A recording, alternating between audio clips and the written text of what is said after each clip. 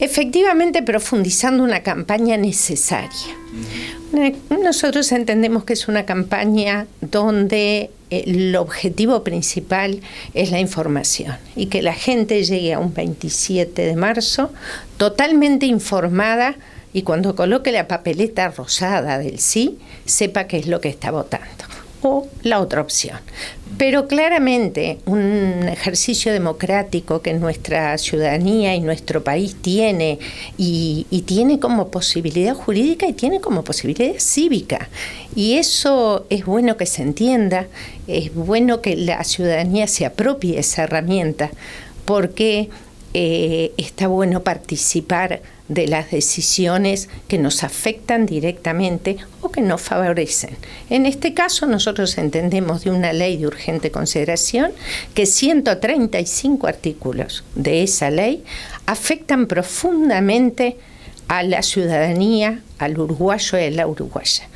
En un sinfín de diversos capítulos de esta ley y donde hay artículos que claramente son regresivos. Toca educación, toca vivienda, toca derechos laborales, toca derechos sindicales y de manifestaciones hacia las distintas protestas, donde la ciudadanía tiene que poder ser escuchada.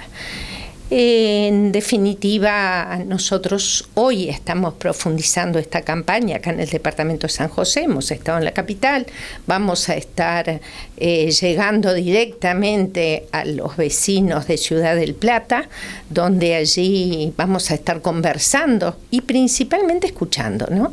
Escuchando cuáles son las dudas sobre algunos de estos artículos, cuáles son las dudas que se tienen y las preguntas sobre aquello tan básico como ¿es obligatorio votar el 27 de marzo? Sí lo es para todas y para todos. ¿Y qué pasa si el voto es en blanco?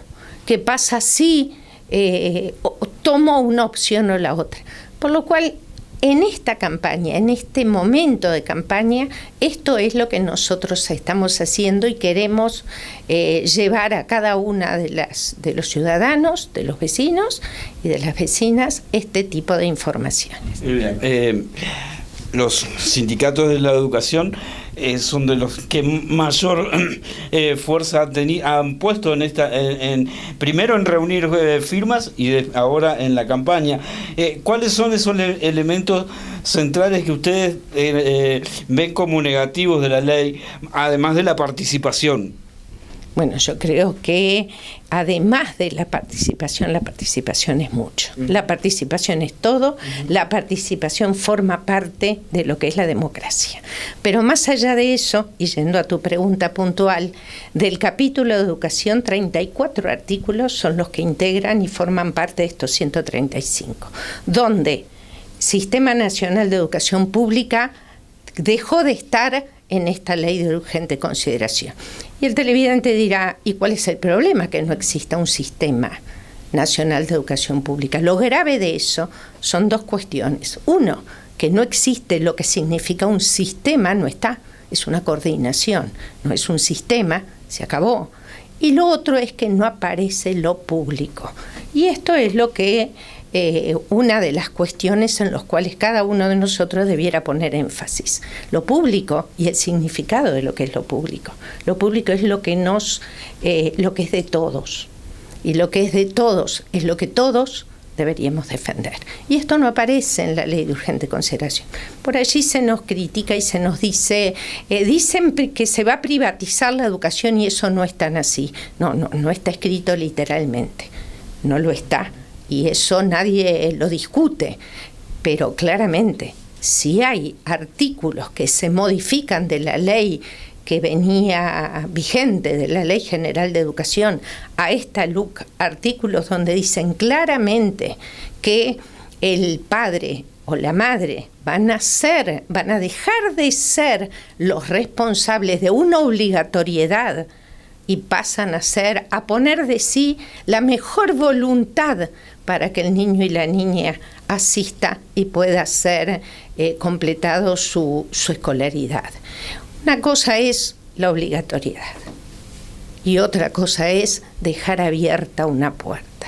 Una cosa es cuando una política de Estado a nivel país decide cuál es el tránsito en materia educativa que la sociedad define para a lo largo de toda la vida, porque la educación es a lo largo de toda la vida. Totalmente separado de los vaivenes de las políticas partidarias de los países y de los gobiernos de turno. Así debería serlo. Si el Uruguay hace muchos años, no hablo de 15, hablo de mucho antes, iba en un tránsito a una universalidad de la educación inicial, primero abarcó 5 años, después más adelante 4 años, con todo el esfuerzo de la sociedad, con todo el esfuerzo presupuestal. Hoy 3 años, y ese esfuerzo que se venía teniendo queda